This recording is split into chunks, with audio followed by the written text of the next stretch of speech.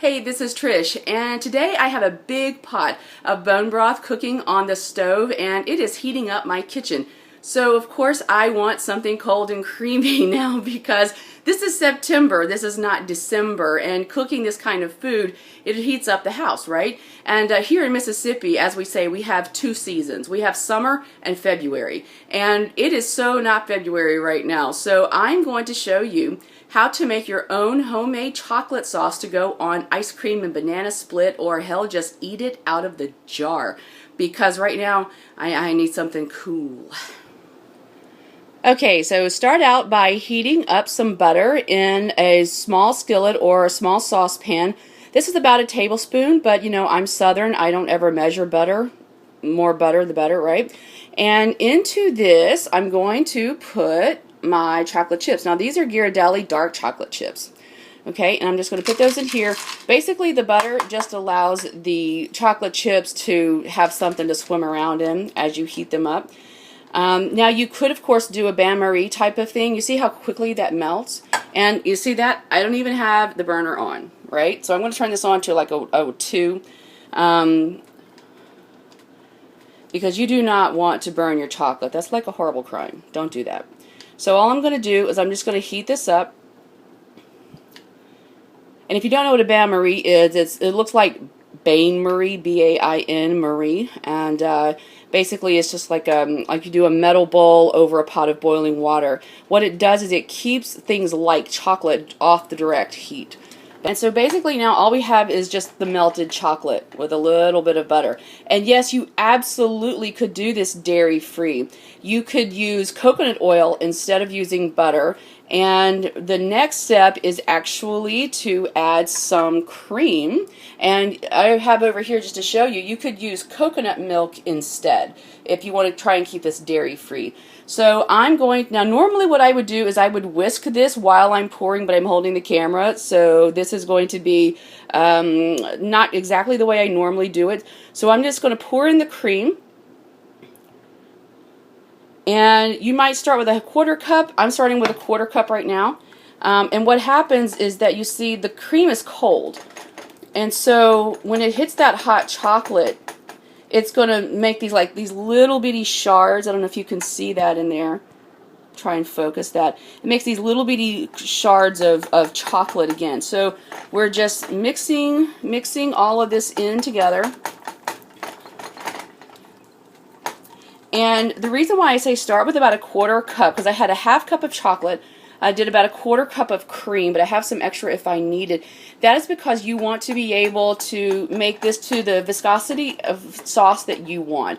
If you want a thicker sauce, you probably would stop right here. You see how thick that is? Yum, yum, yum. If you want it to be a little bit more pourable, you could add in some more cream, maybe by a tablespoon at a time, just to get it right. And so basically what we're doing is we've heated it all up. You see that? It's so glossy. It's so pretty. And so now I'm just going to add in just a pinch of sea salt. Now, don't worry about this. Salt actually brings out flavor. And so now what I'm going to do is I'm going to take this off the burner, because guess what? Sauce is done. Yep. There it is. There is your yummy, delicious, decadent chocolate sauce, and that's all it is. Now what I'm going to do is actually I'm going to add just a touch of vanilla now that I have it off the heat. Just a touch of vanilla, and then it is ready to eat. So what I have in here is some down under the pecans. I have some this is vanilla ice cream, but you don't have to use dairy ice cream. You can use a coconut milk based ice cream if you want to do dairy free. You could do frozen yogurt. My daughter loves frozen yogurt. She just happens to have this. I'm not really an ice cream person. That's why there isn't a whole lot of ice cream in here. You see I have my bananas. I'm a Mississippi girl. I gotta have my pecans. And of course, now we're gonna pour on the chocolate sauce. Now you'll see it looks a little bit different than what I showed you a second ago. Because I am using this specifically for this delicious kind of sundae application, I just added some more cream, little bit of vanilla, and so I'm just gonna pour this straight from the pan into, oh yes, See, who needs ice cream when, you know, chocolate and pecans are clearly the most important part of this, right? Right. And so then the rest of this, actually, I'm just going to put right here into a clean, sterilized jar, and this goes in the fridge for about a week. Yeah, right. Like that's going to last. Whatever. And now that you see how easy and quick it is to make your own homemade chocolate sauce, you will never, ever have to buy the store-bought crap ever again.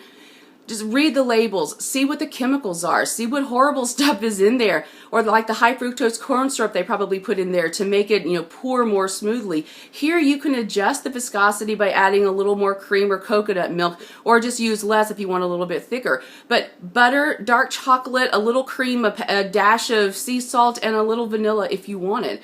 And that's homemade chocolate sauce, and it's so delicious. And actually, chocolate is really good for you. And if you do stick to the coconut aspect of it, especially the coconut oil to begin with, makes it even better because coconut oil is so good for you. So I hope you try this, and if you do, let me know. Leave me a message below. I can't wait to hear from you. All right, I love you, and I'll see you tomorrow with the bone broth video. So, mwah, bye.